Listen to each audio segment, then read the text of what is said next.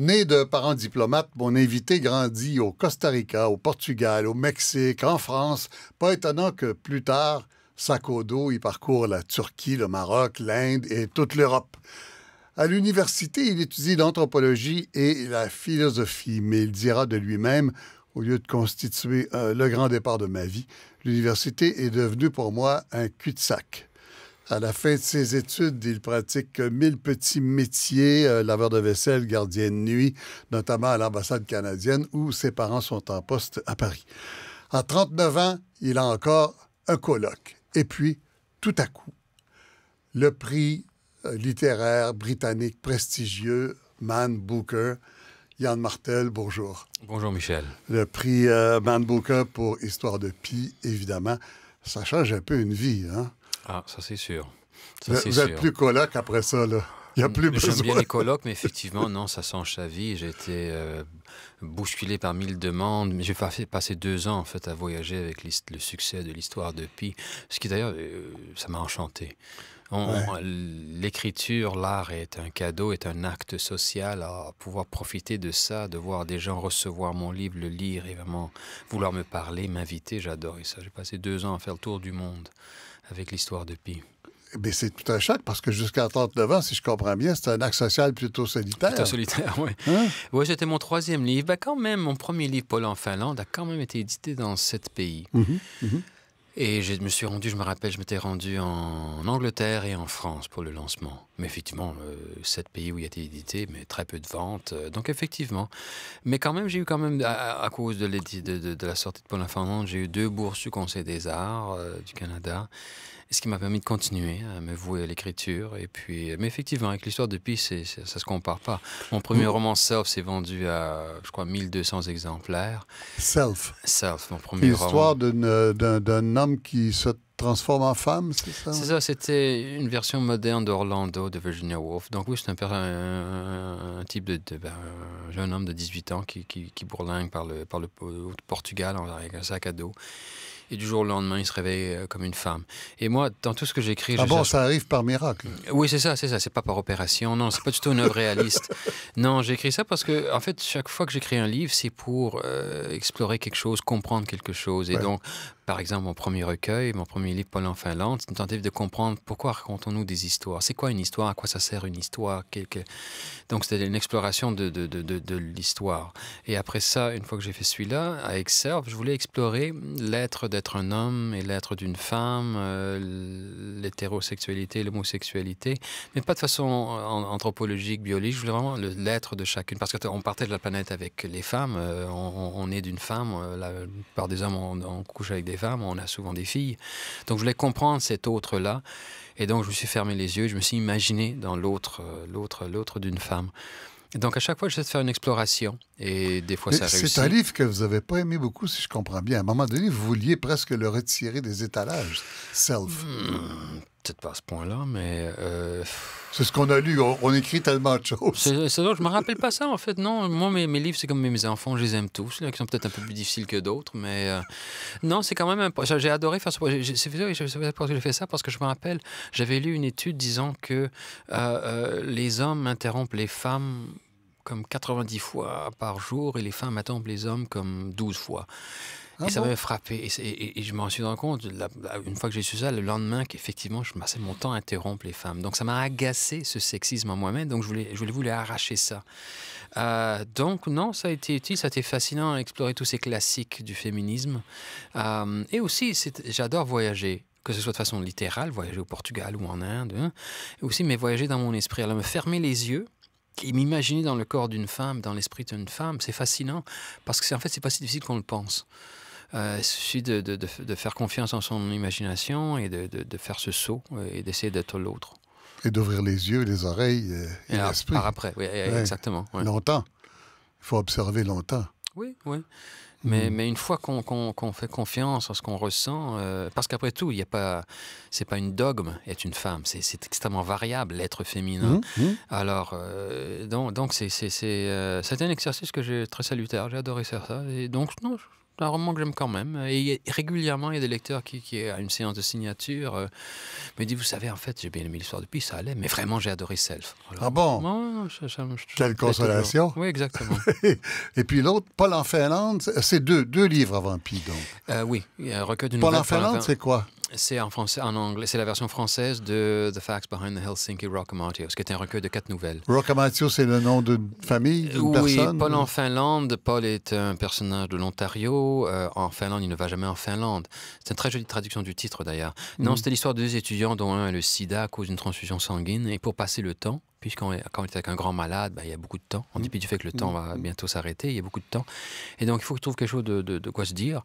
Et éventuellement, il se dit, bon, tiens, on va se raconter une histoire. On va inventer une histoire. Et chaque fois qu'on se voit, on va raconter un épisode de cette histoire. Alors, ils inventent une famille italienne, les Roccamatios. C'est pas du tout un nom italien, je l'ai inventé. Les Roccamatios. Et ils vivent en Finlande. Vous êtes sûr que c'est pas dans l'annuaire? Non, ça c'est sûr. Tous les Italiens m'ont dit, ah, c'est pas un nom italien ça. Alors, donc, j'ai créé cette famille italienne. Et donc, chaque fois qu'ils se voient, ils racontent un épisode de la vie de la famille de Roccamatios. Mais c'est difficile de créer une histoire de toute pièce, là. Alors, ils se disent, bon, chaque épisode de l'histoire de cette famille doit ressembler à un événement historique. Donc, 1901, c'est quoi? Donc, il faut choisir l'événement historique. Dans 1901, la reine Victoria est morte. Et donc, dans la famille des Roccamatio, le grand-père meurt. Donc, il y a un parallèle entre l'histoire du XXe siècle et la famille des Roccamatios. Alors, donc, Paul ne va jamais en Finlande, c'est Paul qui a le sida. Mais c'est une espèce de saut imaginaire. Alors, donc, la tension de l'histoire découle parce que celui qui a le sida, Paul, choisit des événements historiques de plus en plus pessimistes. Donc, le 14e épisode de la famille, qui coïncide avec 1914, mais c'est évident qu'il choisit le début de la Première Guerre mondiale. Bien sûr. Et le narrateur, lui, qui est sain, il choisit des petits actes optimistes, donc l'invention de la fermeture éclair, l'invention de l'aspirine, des toutes petites choses qui ont néanmoins amélioré notre vie. Donc il y a une tension entre ce que le XXe siècle était une série de désastres, les guerres, l'Holocauste, la ségrégation, l'apartheid, ou au contraire quand même l'émancipation des femmes, la science, la technologie, etc. Donc ça, c'était le premier... c'était plutôt une novella, c'était assez long quand même, 80 pages, avec 3 autres nouvelles. Mon premier recueil qui s'est vendu à 500 exemplaires. C'est ça, le monde de l'édition. Pourquoi en Finlande? Parce que c'est un des rares pays que vous ne connaissez pas? Ben, Finlande, le monde de la fin. C'était un jeu de mots facile. Finland, c'est la Finlande. Paul est en train de mourir, là. Ah bon. C'est tout. Oui, j'ai jamais été en Finlande, moi. Mais aussi Helsinki, Sinking into Hell. Il y a aussi ça, un autre jeu de mots facile en anglais. Alors, mais non, ils ne vont jamais en Finlande, et je doute qu'il y ait une grosse communauté italienne en Finlande. Je ne vois pas pourquoi les Italiens iraient en Finlande, c'est tellement beau l'Italie. Oui, j'espère qu'il n'y a pas trop de Finlandais à l'écoute. Oui, excusez-moi.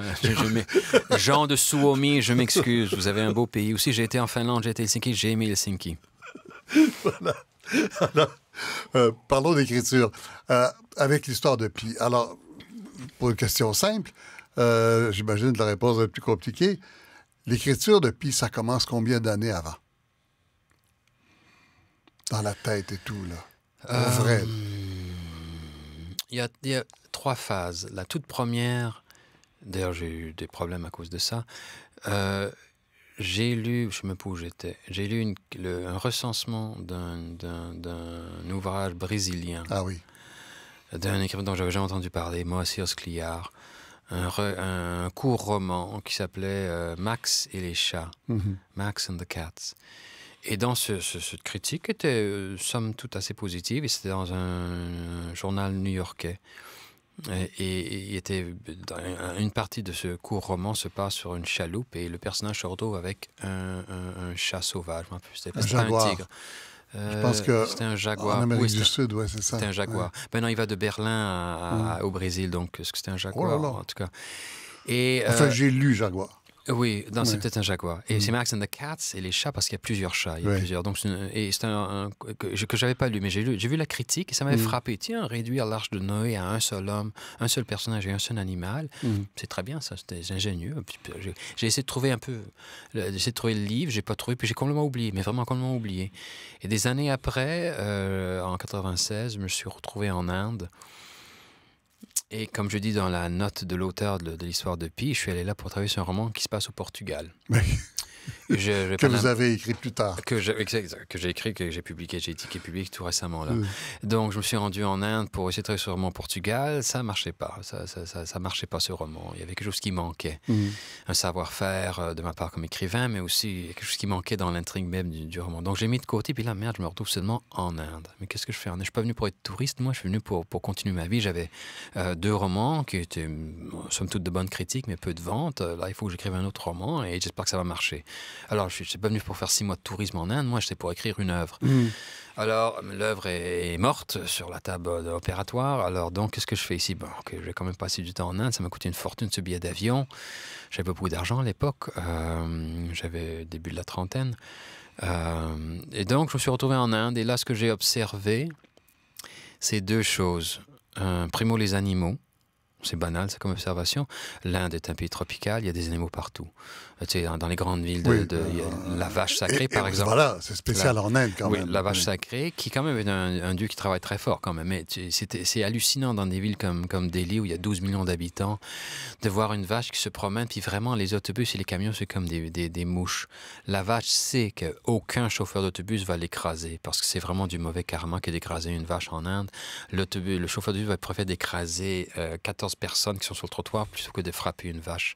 Alors, mais c'est frappant de voir, ils traversent carrément des autoroutes, puis toutes les voitures tournent, vont autour, personne ne va écraser une vache. Donc ça, cette présence animale m'a frappé.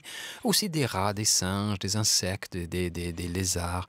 C'est très présent. Donc déjà, venant d'un climat plus tempéré, où on voit beaucoup moins d'animaux, ça m'a frappé ça. Et aussi la présence de la religion. Au Québec, la religion est marginalisée. On la voit peu, on l'entend peu. Oui. Je veux dire, maintenant, évidemment, on la voit peu. Pour l'avenir, on ne sait pas.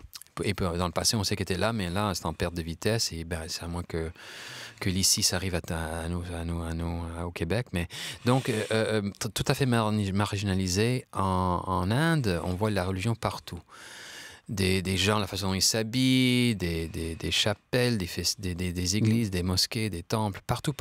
Et pour la première fois, au lieu d'avoir ce regard narquois, ironique, méprisant... Sur la religion.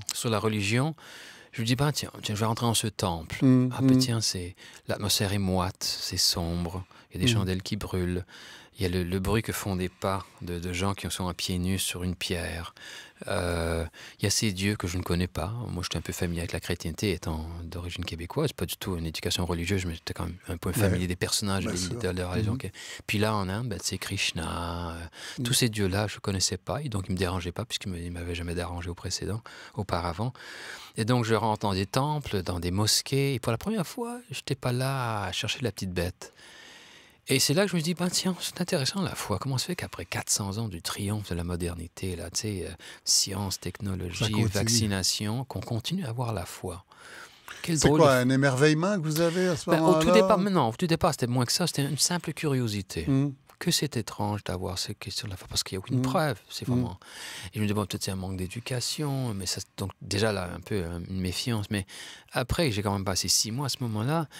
Ça m'a intrigué de plus en plus parce que je voyais vraiment un aspect là plus bénin de la religion, plus positif. Et c'est là qu'il y a eu à un moment ce déclic. Et c'est curieux, je me suis rappelé de cette critique, de ce roman brésilien qui pourtant n'avait rien à voir avec la religion.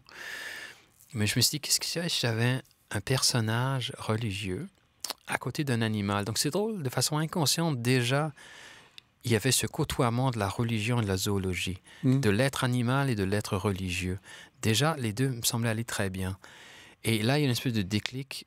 Et tout de suite, j'avais en tête ce roman. Et tout de suite, l'intrigue était là au départ. L'idée du personnage religieux dans une chaloupe avec un animal sauvage. Et l'idée qu'il y avait peut-être une autre histoire. Que c'était peut-être pas la seule histoire. Un animal sauvage qui vient d'un zoo, quand même. Oui, exactement. Ah non, au départ, là, c'était pas nécessairement un zoo. C'était peut-être... Au tout départ, ça allait être un cirque. Mais rapidement, l'idée d'un cirque, c'était un petit peu trop... cucu comme histoire dans un roman. Donc après ça, et en plus, qu'est-ce que ferait un zoo, un cirque indien sur un navire? Alors après ça, ça va être un animal sauvage, parce qu'après tout, il y a des tigres dans le delta du Gange au Bangladesh. Et c'est des grands nageurs, les tigres. Mais quand même, qu'est-ce que fait qu'un navire coule, ça on le comprend bien, mais qui coule tellement près des côtes qu'un tigre puisse se retrouver sur la chaloupe et qu'il dérive dans le Pacifique plutôt que vers les terres. Non, ça n'a pas de sens. Et après ça, je me suis dit, tiens, peut-être un zoo. Mais les gens n'aiment pas les zoos. Déjà que je parle un peu de religion, puis les gens n'aiment pas la religion. En plus que je vais parler des zoos, les gens n'aiment pas les zoos. Alors, c'est un peu trop. Mais j'ai quand même dit, je vais me faire un peu de recherche. Et c'est là que j'ai découvert, en fait, que les jardins zoologiques, c'est fascinant. C'est aussi complexe, en fait, qu'un hôpital, un jardin zoologique. Les animaux, pour vous, c'est pas que des animaux. Il y a quelque chose là. Vous avez une relation vraiment très particulière avec les animaux. Oui, pas personnel. C'est pas comme si j'avais 14 animaux et un chimpanzé chez moi. Non. C'est vraiment juste au niveau de l'écriture. Ben, comme citoyen du monde, le sort des animaux me préoccupe. Non, mais je veux dire, vous n'avez pas 12 chats, 8 chiens. Non. J'ai un petit chien que j'ai à cause de mes 4 enfants. Ouais. Les enfants et les animaux, ça va très bien. Mais non, c'est vraiment plutôt une démarche littéraire, exploratrice dans ma tête. Alors, qu'est-ce que c'est les animaux? Ça permet quoi comme personnage? Parce que n'oublions pas, quand retournons à l'Inde, là, je remarque les animaux dans la nature, dans les villes indiennes, et je remarque aussi les animaux dans la religion hindoue. Il y a beaucoup d'animaux dans la religion hindoue. Donc, Ganesh a une tête d'éléphant, Hanuman est un singe, chaque dieu a un porteur, un chariot, un porteur animal. Donc Shiva a Nandi, qui est un bœuf. Ganesh a un rat. Donc devant chaque temple hindou, il y a toujours... Un éléphant porté par un rat. Oui, c'est ça, l'ironie. Les ironies sont... Et donc, chaque temple hindou d'un dieu a devant lui une grande statue d'un animal. Donc j'ai aussi remarqué cette présence animale dans la mythologie hindoue. Peut-être pour ça que j'ai pensé à l'histoire du pic, dès le départ, quelque chose qui était une analyse de la religion. Mais donc, les animaux, je m'en sers parce que c'est un merveilleux véhicule narratif, en fait. Ça permet de dire des choses qu'on n'arrive pas à dire avec des êtres humains?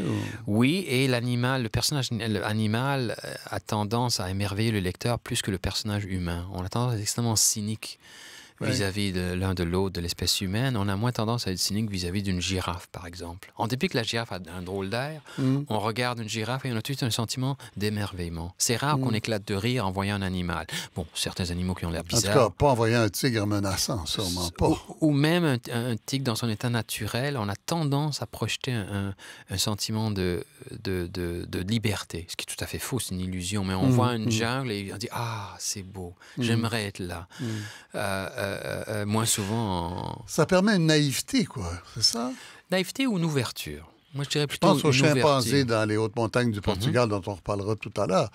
C'est un personnage, le chimpanzé, qui permet de dire des choses extrêmement naïves ou de faire des choses extrêmement naïves qui révèlent un côté de l'humanité qui est peut-être trop simple pour un personnage dramatique de roman humain, je sais pas. Moi, j'aurais dit que c'est naïf, ça la mécanique? Je veux dire que naïf veut dire ouverture, et ouverture veut dire qu'on peut retourner à des grandes vérités qui peuvent paraître très simples. D'où d'ailleurs le problème de la religion, c'est que la religion porte souvent des jugements qui semblent simples, mais en fait, je ne dirais pas qu'ils sont simples. Ils ne sont pas simplistes. Une simplicité ne veut pas dire qu'ils ne sont pas complexes, qu'il n'y a pas une vraie vérité là-dedans. Donc, pour moi, l'animal porte plutôt à l'ouverture et peut-être un retour aux sources, un retour à une simplicité qui a été oubliée, qui est oubliée dans notre société hyper complexe. Pour finir sur l'histoire de Pi, vous avez reçu... On va parler de Stephen Harper tout à l'heure, à qui vous avez envoyé une centaine de livres et qui ne vous a jamais envoyé un mot de son cru. Pour Histoire de Pi, vous avez reçu une note manuscrite de la main gauche, il écrit de la main gauche, du président Obama. Et c'est très curieux. Il parle de « An elegant proof of God and the power of storytelling ». Une preuve de l'existence de Dieu. L'histoire de Pi, c'est comme ça que vous le concevez, Histoire de Pi, ou non? Qu'est-ce que vous faites de ce débat? Il y a j'ai entendu énormément de débats sur si tu crois que c'est vraiment un tigre dans le bateau, et non pas qu'il a coulé avec ses parents et qu'il a mangé ses parents, que dans le fond, c'est une fable sur le cannibalisme et la méchanceté de l'être humain, etc. C'est parce que tu crois en Dieu, de façon presque accusatrice. Qu'est-ce que vous faites de ce débat-là? Non, c'est pas ça le propos. C'est pas qu'il y a un tigre qui a Dieu. Il y a cette phrase dans la note de l'auteur où il rencontre un homme d'un certain âge indien qui dit « Ah, I have a story that will make you believe in God ». J'ai une histoire qui va vous faire croire en Dieu. Et après ça, on passe à l'histoire et il y a très peu de... Bon, dans la première partie, effectivement, Pi décrit sans ironie pourquoi il est à la fois hindou, chrétien et musulman. Et il vit dans un zoo, il quitte l'Inde, le navire sombre, il est tout seul dans un navire avec ce tigre, il arrive à survivre, il rejoint la côte du Mexique. Là, 2 enquêteurs japonais l'interrogent sur le navire, le naufrage. Et il ne croit pas son histoire, donc après quelques heures d'interrogation, quand ils sont prêts à partir, il leur dit « Écoutez, vous ne semblez pas accepter mon histoire ». Ils disent « Non, effectivement, elle est trop loufoque ». Il dit « Écoutez, vous voulez une autre histoire ?» Donc, on veut une histoire qui explique le naufrage. Mais je vais vous raconter une autre histoire. Puis là, il raconte une deuxième histoire où il n'y a pas d'animaux, il y a 4 êtres humains. Plutôt qu'avoir 4 animaux, il y a 4 êtres humains. Très rapidement, ça tombe dans une histoire très violente. Et en fin de compte, une fois de plus, il n'y a que Pi qui survit et c'est lui qui rejoint la côte du Mexique. Donc, ce qu'on a en sommaire, c'est une série de faits identiques, un navire qui coule et 227 jours plus tard, l'arrivée sur les côtes du Mexique d'un seul survivant. Et entre ces deux-là, il y a 2 histoires possibles. Celle avec les animaux est loin d'être impossible, elle est plutôt improbable. Et l'autre est plus standard, c'est des hommes dans un endroit, des gens dans un endroit très restreint, avec peu de vivres, et ça tourne à la violence très rapidement. Donc c'est quelque chose qui n'étonne pas l'être humain. On est très cynique, on est très prêt à croire que où il y a beaucoup de tension, il va inévitablement avoir de la violence. Donc une histoire très violente, très courte. Donc on a un choix d'interprétation. Et d'ailleurs, la question clé du roman, c'est la toute fin, quand les enquêteurs sont prêts à partir, parce qu'après tout, la deuxième histoire n'explique pas plus le naufrage du navire. Les enquêteurs se tournent à Pipe, interpellent les enquêteurs en leur disant « Écoutez, je vous ai raconté 2 histoires, une avec des animaux, une sans animaux. Quelle est la meilleure histoire? Pas quelle est l'histoire vraie, l'histoire véridique, puisque après tout, il n'y a aucune preuve. Lui, c'est le seul témoin. Il doit lui faire confiance pour l'une ou l'autre. Quelle est la meilleure? Et les 2 enquêteurs, en fait, c'est l'enquêteur le plus jeune qui, tout de suite, de façon plus spontanée, dit l'histoire avec les animaux, ça, c'est la meilleure histoire. It's the better story. Et l'autre enquêteur, qui a plus d'ancienneté, dit ouais, c'est vrai. Et dans leur rapport qu'ils font, et c'est le chapitre 100 à la fin du livre, il dit le naufrage du navire est inexplicable, on ne comprend pas pourquoi. Mais disons, d'ailleurs, par hasard, en passant, que l'histoire du naufragé, c'est étonnant. On n'a jamais vu Antoine Pellegrin qui a survécu si longtemps avec un tigre. Donc, c'est pas que le tigre prouve quoi que ce soit, c'est pas que la souffrance de Pi prouve quoi que ce soit. La preuve de Dieu, c'est tout simplement fait qu'on a un choix d'interprétation face à la vie. Tout comme Pi pose aux enquêteurs la question « Quelle est la meilleure histoire ?» Cette question, je la pose aussi aux lecteurs en disant « Vous, dans votre vie, quelle est la meilleure histoire? Est-ce que l'histoire d'une vie qui est purement matérielle, où il n'y a aucune réalité au-delà de la réalité matérielle, rien, on n'est vraiment que le résultat d'un hasard chimique, une espèce de soupçon, de soupe dans l'océan où, par un hasard mystérieux, la vie a commencé avec une amibe. Est-ce que c'est vraiment ça la vie ou s'il y a peut-être autre chose? Quelle est la meilleure histoire? Donc c'est plutôt un appel à se rendre compte que la vie est une interprétation et dans cette interprétation de la vie, on peut émettre une part de l'imaginaire qui n'est pas nécessairement faux, mais qui arrive à une vérité par d'autres moyens. Peut-être que Dieu se cache dans nos histoires et qu'il laisse la science à l'être humain et qu'il lui y arrive par le biais de l'imaginaire. J'allais vous demander si vous êtes religieux, mais je pose la question par un biais plus... dans l'histoire de Pi, c'est absolument... c'est magique, ça, le début, quand le jeune homme se promène d'un temple à l'autre et qu'il y a une aisance et une familiarité dans un temple hindou, dans une église catholique, dans une mosquée. Je ne sais pas s'il y a une synagogue ou non. Non, je ne me souviens pas, non. Et on retrouve un peu comme la première fois qu'on voit une mosquée ottomane et qu'on apprend que c'est la forme primitive des églises catholiques et qu'on voit cette espèce de paix, de ventre pacificateur, très loin de ce qu'on imagine du rôle des mosquées aujourd'hui. Il y a comme un... Religion veut dire quoi à ce moment-là? Religion veut dire imagination, religion veut dire rapport à autre chose que le rationnel, c'est tout. Oui, hein? Il n'y a pas d'affirmation. Hein? Il faut faire la séparation entre Dieu et l'Église. Les églises de nos jours, c'est évident, on a ouvert le journal, on voit tout à fait les excès de l'Église, que ce soit en chrétienté, l'homophobie, le sexisme, en islam, la violence contre les femmes et ces fous de Dieu et musulmans. Mais ça, c'est une aberration. C'est comme dire que on devrait arrêter... C'est de la politique, en fait. C'est ça, c'est un détournement profond de la religion. C'est comme dire qu'on devrait arrêter la démocratie parce qu'ils ont élu après tout Richard Nixon et George Bush. Que là, les républicains sont en train de mettre en place Ted Cruz comme candidat. Mais ça, c'est un détournement. On verra. Ouais. C'est un détournement des choses. Donc déjà, il faut avoir une certaine vision de bonne foi de la religion.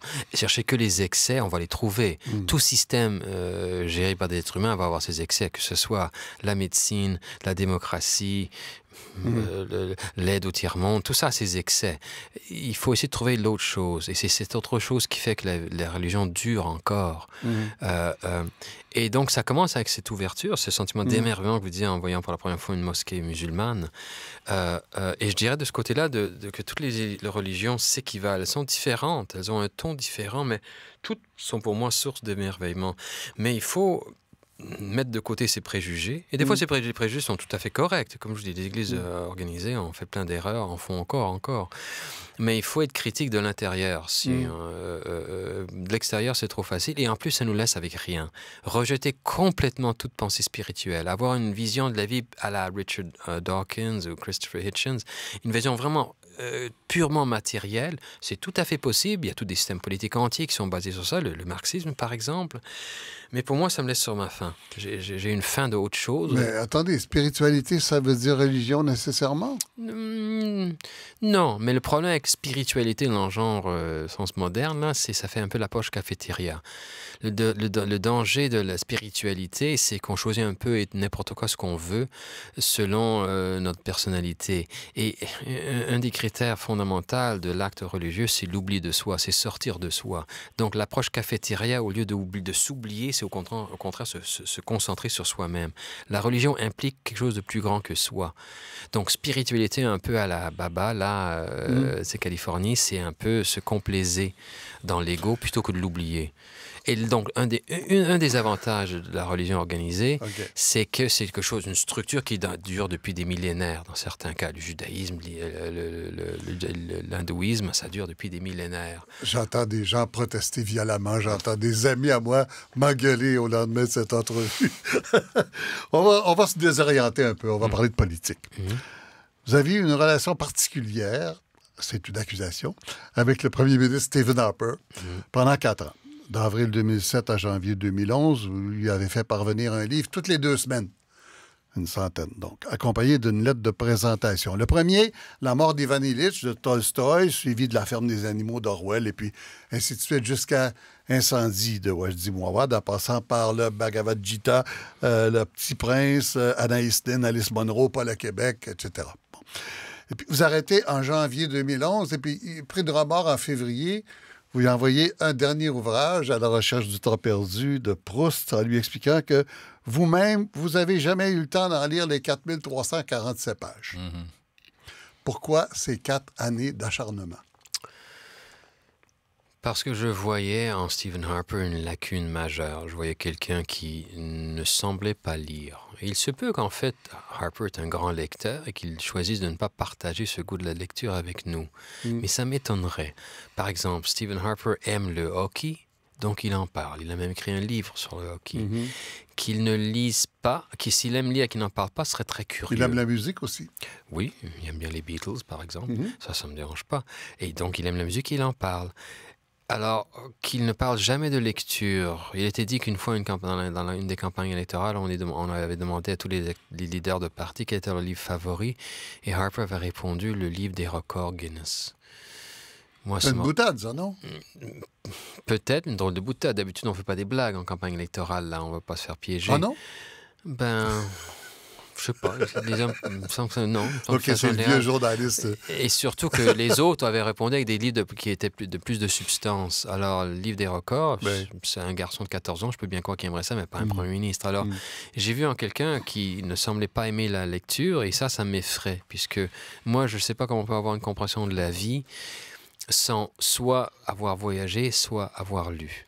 À moins qu'on ait eu des enseignants vraiment qui nous ont complètement ouvert la vie, les yeux, mais même ça, c'est par le biais de la lecture que l'enseignement marche. Donc j'ai vu quelqu'un qui ne lit pas et qui ne voyage pas et qui est Premier ministre de notre pays. Puis moi, je vais avoir quelqu'un qui a une plus grande ouverture d'esprit, une plus grande connaissance de la condition humaine. Et avoir ça sans avoir lu, je ne comprends pas comment on puisse avoir ça. Alors donc, je me suis dit, tiens, je vais commencer à lui envoyer. Comme citoyen des arts, qu'est-ce que je peux faire? Je me suis dit, tiens, je vais les envoyer des livres qui sont courts, puisque l'excuse habituelle des gens qui ne lisent pas, c'est qu'ils n'ont pas le temps. Donc, je ne vais pas envoyer des gros tomes de 800 200 pages et moins. Exactement, à quelques rares exceptions.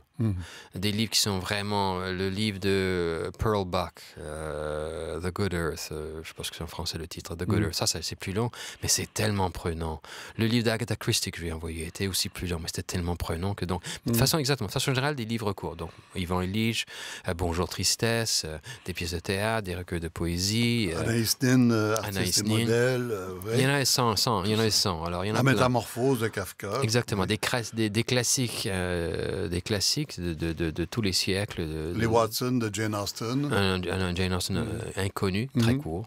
Donc, je vais envoyer de tous les genres, de tous les pays, traduit à l'anglais. Non, le petit frère, je vais envoyer en français, puisqu'il a quand même fait des efforts pour apprendre le français, M. Harper. Donc, je vais envoyer Le Petit Prince en français. Avec une lettre. Oui, avec une lettre. Mais une lettre qui est parfois très ironique. Oui, ironique, c'est sûr. Mais vraiment très beaucoup ironique. D'accord. Surtout la dernière. Si vous le dites. La dernière, oui, ça, après 4 ans, j'en avais marre. Ouais. Oui, mais écoutez... Vous dites, je vous ai envoyé 100 livres, 1 plus 1 plus 1, et il y a 100 fois plus 1. Ben pour lui, c'est vraiment beaucoup de livres. 100 livres, ça ferait le tour de cette table. C'était vraiment beaucoup de livres. Et après 4 ans qu'il ne m'ait jamais répondu, quand même, il est redevable à moi. On vit dans une démocratie. C'est pas comme c'était Staline. On est dans une démocratie, il est redevable, M. Harper. Je lui ai écrit... Vous êtes citoyen, vous avez le droit de vote au Canada. Exactement. Je lui ai envoyé 100 livres que j'ai achetés, que j'ai postés, 100 lettres auxquelles j'ai travaillé pour les écrire. À aucun moment est-ce qu'il m'a répondu. C'est honteux. Il n'y a pas un côté un peu égoïste dans l'exercice? Vous avez été obligé de relire une centaine de livres à votre plus grand plaisir et d'écrire une lettre pour les recommander. Heureusement. C'est agréable. Oui, tout à fait. Heureusement que c'était agréable. Sinon, ça aurait été... Non, j'ai adoré découvrir ou redécouvrir ces livres. Tu sais, qui a relu Le vieil homme et la mer de Hemingway? Moi. Ah, mais pas moi. Moi, je l'ai relu quand j'étais jeune, quand j'étais adolescent, mais l'avoir relu comme adulte, est-ce que ça a duré? Est-ce que ça a duré la route, là, après 100 ans, 50 ans? C'était fascinant de redécouvrir certains ouvrages. Non, c'était un plaisir, heureusement. Donc, mais est-ce que c'était égoïste? Non, j'avais quand même un enfant, je travaillais à un autre roman, moi, mais j'ai fait ça par dévouement à la cause politique, de dire que c'est inacceptable d'avoir un leader politique qui est lu et qui lit si mais peu. vous, en plus d'être écrivain, vous adorez la littérature, vous aimez lire, vous aimez toutes les sortes d'auteurs, vous lisez à peu près tout, hein? Non? Je lis rarement la poésie. Je lis rarement les pièces de théâtre. J'adore voir les pièces de théâtre, mais je lis rarement des pièces de théâtre. C'est pas facile de lire une pièce de théâtre, nécessairement. C'est ça. Ouais. Non, exactement. Mais les romans. Oui, les romans, les nouvelles, mais c'est plus les romans que les nouvelles. Et c'est rare que je lise la poésie. Donc, je suis pas du tout un lecteur parfait, nécessairement vorace. Mais ça, c'est mon affaire à moi. Moi, je suis un citoyen privé. Je dois rien à personne, moi. Donc, c'est pas non plus le propos de cette campagne que de dire que tout le monde doit lire. Lisez, sinon vous êtes stupide. Non, pas du tout. Mon propos, c'était que quelqu'un qui a un pouvoir sur moi, oui, lui doit lire, puisque ses rêves à lui peuvent devenir mes cauchemars. Les rêves de Steve Harper m'étaient redevables. Je voulais savoir quels étaient vos rêves, où vous avez votre vision. Donc, vous me parliez avant du président Obama. Lui, c'est quelqu'un qui a lu. Et on le voit dans ses discours, dans sa vision qu'il a pour les États-Unis. Donc, je peux voir en fonction de ses rêves, d'accord, je vais voter pour lui ou non. Avec Stephen Harper, quels étaient ses rêves? Quelle était notre vision pour le Canada? C'était une vision purement négative. Éliminons ceci, éliminons cela. C'était vraiment une vision négative. Et je crois du fait que ses rêves étaient tellement rétrécis. Alors, c'est pour ça que j'ai fait ça avec lui. Mais je ne ferais pas ça avec un citoyen ordinaire. Moi, comme les gens... Mais l'exercice a été utile ou non, finalement, quand vous le regardez quelques années après? Ça finit quand même il y a déjà 5 ans. Quelques années, oui. Moi, j'y ai pris plaisir parce que, comme je vous dis, ça m'a forcé. Par exemple, un que j'ai découvert, c'est Ted Hughes, le poète britannique Ted Hughes. Oui. Génial. J'avais jamais lu. J'ai lu Birthday Letters, qui étaient des lettres qu'il écrivait à Sylvia Plath après sa mort, après son suicide. Et c'est magnifique. C'est vraiment magnifique. Donc, j'ai découvert des poètes que je n'avais pas lus. J'ai redécouvert des Strindberg que j'avais pas lu, que j'avais lu il y a très longtemps et d'autres que j'avais pas lus. Donc, ça a été un plaisir de faire ça. Et quand même, je crois que ça reste... Je suis fier d'avoir fait ça dans le sens qu'il me semble que l'art n'est pas quelque chose pour la haute bourgeoisie pour se détendre le soir. C'est quelque chose de vital, la littérature. C'est un outil d'apprentissage de la vie essentiel. Toute personne qui veut exercer le pouvoir se doit de lire. Et je dis pas qu'il doit lire nécessairement du québécois, du canadien.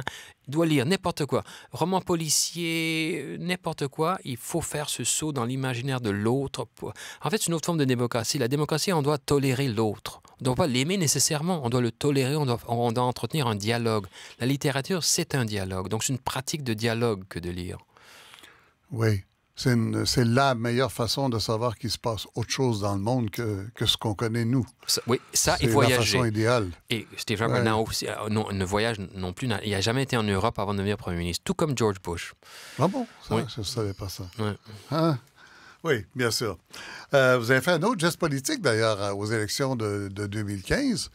Vous avez commis un manifeste avec d'autres personnes du milieu culturel, le Grand Bond en avant. Oui, je l'ai co-signé, un truc de Naomi Klein, oui, tout à fait. Grand Bond en avant qui réclame deux choses, changement économique pour les plus démunis et changement de politique pour le climat. Oui, tout à fait. Ça fait le lien entre plusieurs crises en disant qu'en luttant contre le changement climatique, on va non seulement sauver la planète, mais aussi changer les relations entre les riches et les pauvres. Ah, vous pensez, oui?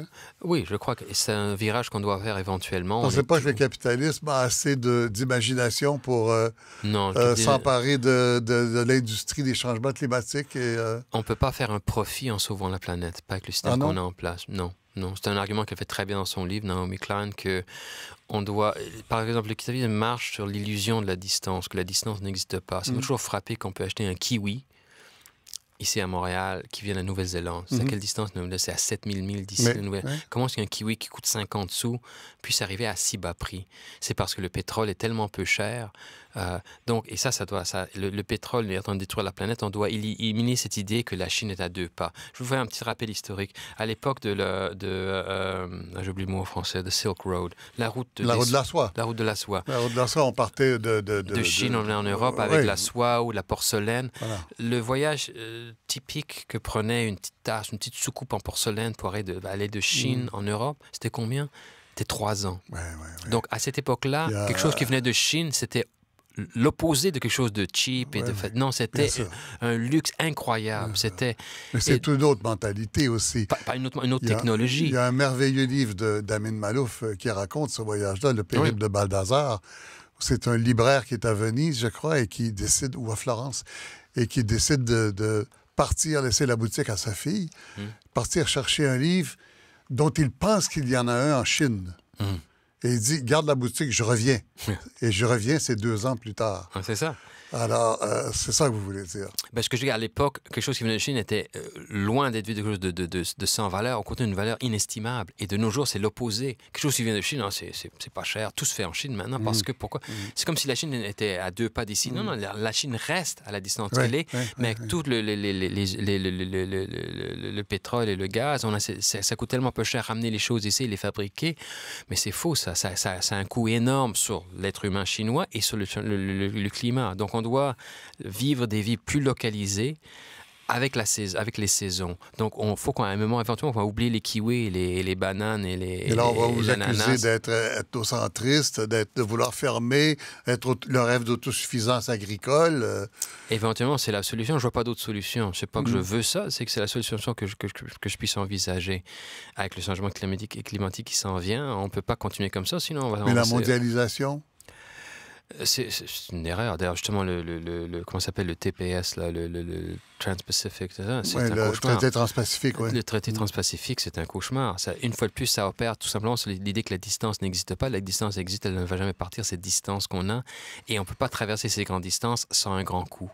Donc, non, exactement, c'est pas que c'est ethnocentrique, c'est reconnaître que l'être africain doit se nourrir principalement de l'Afrique, nous, de l'Amérique du Nord, les Asiatiques de l'Asie. On se voit quand même, mais de façon plus lente, peut-être par navire, je ne sais pas quoi, peut-être par montgolfière. On abolit l'avion. C'est justement, moi, j'ai l'impression que ce serait la façon symbolique de le faire, c'est justement abolir l'avion. Oh là là. Oui. Ben, je vois pas quelle autre solution. C'est énorme. C'est énorme. Ah, c'est énorme, mais je vois pas quel autre virage on peut faire qui va sauver la planète que éliminer ce genre d'excès. C'est un excès. Et j'ai l'impression que les gens, dans quelques générations, vont dire, vous rendez-vous compte qu'à une certaine époque, les gens partaient pour la Floride comme ça, pour avoir un petit peu de soleil, de chaleur, et où ils partaient. Alors, c'est les gens qui partent de Saskatoon pour aller à Hawaï. C'est tellement loin, purement pour une raison frivole. Ah, j'en ai marre du froid, je vais passer une semaine à Hawaï. Et j'ai l'impression, une génération d'eux, les gens... Quand on va à Saskatoon, on doit avoir envie, non? L'hiver? Question d'attitude. Moi, j'adore l'hiver. C'est ma saison favorite à Saskatoon. C'est un froid qui est sec. J'ai plus froid, moi, à Londres, New York, Montréal, Toronto, en hiver qu'à Saskatoon. Le soleil se couche à quelle heure en janvier à Saskatoon? Peut-être plus tôt qu'ici. Mais entre-temps, il n'y a pas de nuages. Le jour, il fait soleil à Saskatoon. Comme c'est un climat très sec, il n'y a pas de nuages. Donc, il fait peut-être moins 20, moins 25, moins 40, mais tout baigne dans le soleil. C'est tellement beau, le climat. Moi, j'adore le climat. C'est pour ça que j'y suis d'ailleurs. Je déteste le climat, je ne serais pas là. Mais au moins, on voit le soleil. C'est ensoleillé. Et l'essentiel, c'est un froid sec. Ça fait toute la différence du monde. Pourquoi vous avez choisi Saskatoon quand vous êtes revenu vous installer au Canada? Saskatoon, c'est au nord, hein? C'est à hauteur d'Edmonton, à peu près, hein? Entre les deux. Entre Edmonton et Calgary, oui, à peu près. Vous avez une meilleure connaissance de la géographie que moi. Moi, ça ne me dérangeait pas. C'est très au nord. Pas particulièrement. Parce que les jours sont plus courts là qu'ici en hiver. Ah oui, oui. Quand même, c'est plus au nord. Ah bon? J'ai jamais remarqué. Mais pourquoi est-ce que j'y vis? Et puis, c'est une petite ville. Oui, 235 000, on y vit bien. On y vit bien, les petites villes. On en sort facilement. On passe pas des heures dans la circulation. On rencontre des gens facilement. La vie est plus égalitaire. Un exemple, par exemple. Plus égalitaire. Oui, tout à fait. Il n'y a pas d'école privée en Saskatchewan, sauf des écoles chrétiennes, donc vraiment qui s'adressent à une toute petite minorité. Sinon, qu'on soit chef d'une entreprise comme Potash Corporation, où le patron fait, je sais pas, 14 millions de dollars par année, ou qu'on soit quelqu'un sur le bien-être social, on va à la même école. Il n'y a pas d'école privée à Saskatoon. Donc, riche ou pauvre, on est à la même école. On oublie que ça a été la province socialiste au Canada exactement, au début la première, du 20e. Ouais. Exactement. Donc, il y a un esprit beaucoup plus égalitaire. Et je trouve que dans les petites villes, il est plus facile de tisser des liens. Et aussi, comme c'est tellement isolé, ce qu'on a, on l'apprécie plus. Moi, je remarque dans les grandes villes où il y a 1000 restaurants, on peut aller d'un restaurant afghan jusqu'à un restaurant, je sais pas moi, du Zimbabwe. Oui. Il y a tellement que finalement, ça devient banal. Les restaurants deviennent, on va aller celui-là. Finalement, on tombe dans ces routines et on va toujours aux mêmes 4 restaurants tous les jours. Oui. Une ville comme ça, où il y a moins de restaurants, chaque fois qu'il y en a un qui ouvre ses portes, on dit, tiens, on va y aller, on l'apprécie plus. J'avais moi une amie une fois qui avait très peu d'argent, qui adorait la lecture. Et de temps en temps, elle se permettait d'acheter un livre. Et ce livre, quand finalement elle avait ce livre, il était tellement précieux parce qu'elle ne pouvait pas s'en payer beaucoup de livres. Et moi, je trouve que le mode de vie dans les grandes villes, c'est on peut se permettre tout et on devient un petit peu plus cynique. Saskatoon, c'est au milieu de nulle part. Il y a moins à voir et à faire. Donc, ce qu'il y a, on l'apprécie plus. Mais votre ami, il fallait lui en prêter des livres. Il y a les bibliothèques publiques, mais quand même être propriétaire d'un livre, l'avoir chez soi. Alors, non, moi j'adore ça. Et j'étais aussi fatigué de la question nationaliste au Québec. Je suis francophone, mais j'écrivais en anglais, donc je chevauche très mal la question identitaire québécoise. Je fais un peu figure de traître. Et vous le voyez comme ça? Vous le sentez comme ça? On me l'a dit. Ouais. On me l'a dit. Alors, puis le fait que j'écrive en anglais n'est pas du tout un choix politique. C'était le hasard de ma vie, des pays où on habitait, des écoles qui étaient là. J'ai fait toute mon éducation en anglais. Donc, j'adore écrire en anglais. Moi, toutes les langues s'équivalent. Elles sont toutes belles, elles sont toutes laides, elles sont égales. Elles ont toutes leurs forces et leur faiblesse. Le hasard des choses est que j'écrive en anglais, mais je suis nourri de ma culture québécoise, du langage français et aussi de l'espagnol. Je parle assez bien l'espagnol. J'ai passé des années au Mexique et au Costa Rica. Et Vous lisez la littérature d'Amérique du Sud dans le texte? Non, pas à ce point-là. Mais j'ai voyagé dans ces pays-là. Non, c'est quand même trop dur. Non, je ne peux pas le lire. L'espagnol littéraire, non, mais je le parle, je le comprends quand on me le parle, quand je l'entends. Donc, je me nourris de ces autres langues, mais j'écris en anglais, que j'adore. Mais comme je dis, j'étais fatigué de la question nationaliste québécoise, et donc j'ai dit, tiens, je vais aller un coin de suivre. Je pensais y aller seulement 1 an, puis finalement, ça fait 13 ans qu'on est là, mes 4 enfants sont nés là. Fatigué au point de ne plus y penser, de plus avoir d'opinion là-dessus, d'avoir oublié tout ça? Ah non, on l'oublie pas. Mais non, on l'oublie pas quand même, mais... Non, je l'oublie pas. Comme les Québécois, j'ai un peu passé à autre chose. Là. Le Parti québécois est en pleine déchéance. Mais non, la survie identitaire des Québécois me préoccupe, évidemment. Justement, j'ai ce problème. J'ai ce problème avec mes enfants. Donc, j'adore Saskatoon. Le seul gros problème, c'est enseigner le français à mes enfants. C'est dur quand on est le seul à le parler. Dans un couple, ma conjointe fait des grands efforts. Elle le parle assez bien, mais c'est quand même une Anglaise d'Angleterre. Donc, enseigner le français à mes enfants, c'est difficile. Dans une ville de 235 000 habitants, où il y a des Français quand même, mais c'est une petite minorité. Il y a une école en français? Vous avez envoyé à l'école en français? Non, justement, parce il y a une école... Oui, il y a des écoles d'immersion, mais c'est le français enseigné par des anglophones. Ouais. Alors, ça me casse un peu les oreilles, leur français. Donc, j'ai essayé plutôt de parler à mes enfants leur français le matin. On écoute Radio-Canada. Mais c'est quand même des villes. C'est un peu enseigner le langage dans un vide. Un langage est une chose vivante, comme une plante qui doit être nourrie dans un sol qui le nourrit. En isolation, comme on est en Saskatchewan, c'est un peu plus difficile. C'est le seul défaut, malheureusement. Mais donc, là, cette question me préoccupe. Je veux que mes enfants parlent français, évidemment. Ils sont, après tout, leur père est québécois. Donc, ça me préoccupe toujours. Non, la question me préoccupe, mais au quotidien, ça me fatiguait. Bon, ça, c'était à certaines époques. J'ai quitté il y a 13 ans. Ça a changé peut-être le ton du discours politique a peut-être changé. Mais comme je chevauche mal, comme je vous dis, je suis francophone, mais j'écris en anglais, ça passe mal des fois. Vous avez 4 enfants, vous l'avez dit, depuis peu de temps. Le plus vieux a 6 ans. 6 ans. Théo a 6 ans. Bon. Vous êtes marié... tout ça, c'est après Histoire de Pie, hein? Oui, après. Et vous installez là-bas pour élever une famille, j'imagine. Les petites villes, on dit que c'est idéal, les petites villes.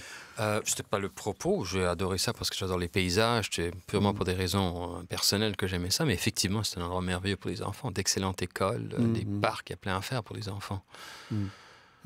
Mais quand ils vont vieillir, ils vont vouloir voir autre chose, non?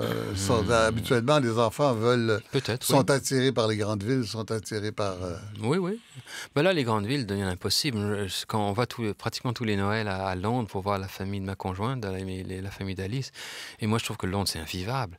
Le coût de la vie à Londres, c'est hallucinant. Il faut vraiment avoir des parents millionnaires ou être millionnaire soi-même pour y vivre. Les jeunes qui commencent dans la vie, ils doivent avoir 14 colocataires puis vivent à 1000 milles du centre de Londres.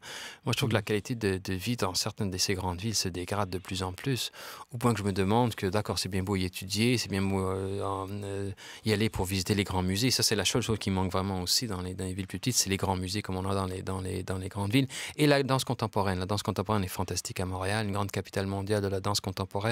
Ça manque à Saskatoon. Mais ça, quand je vais à Londres, quand je vais à New York, je vais au musée.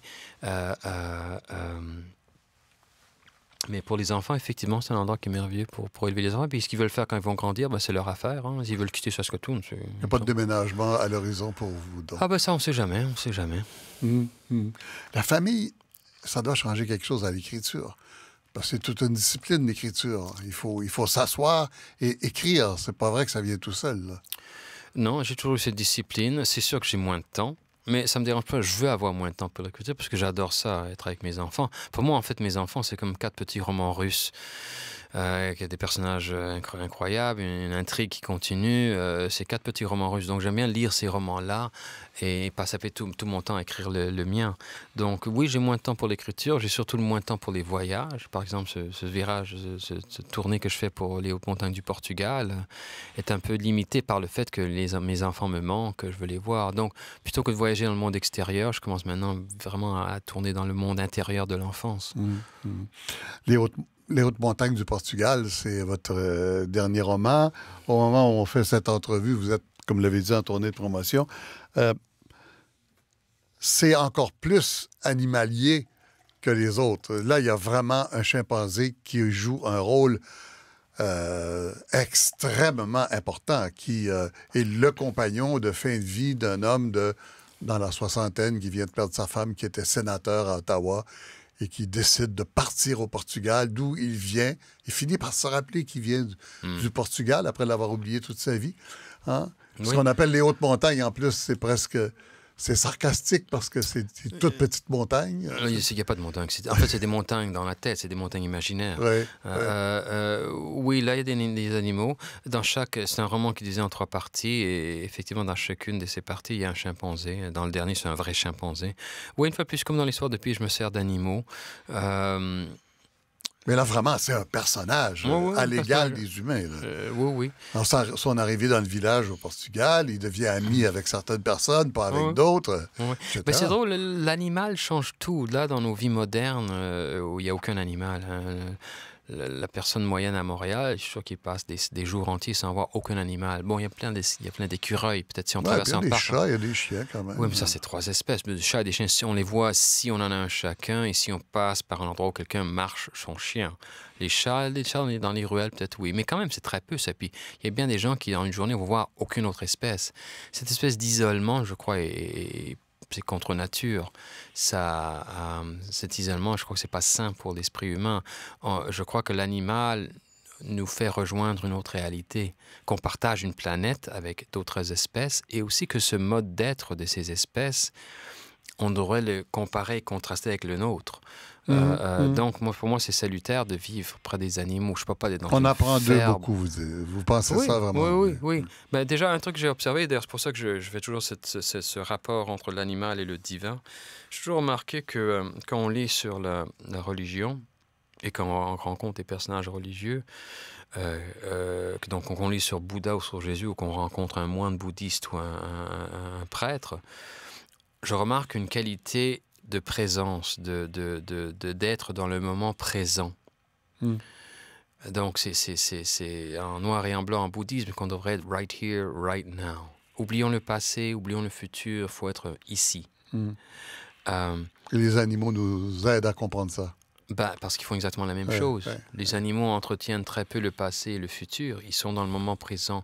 Donc, je vois un écho du divin dans l'animal, et dans l'animal, un écho du divin.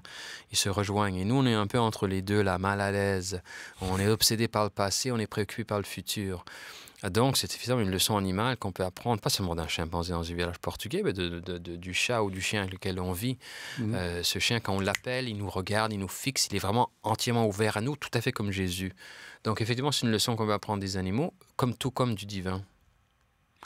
Ça va terminer là-dessus, Yann Martel. C'est fini.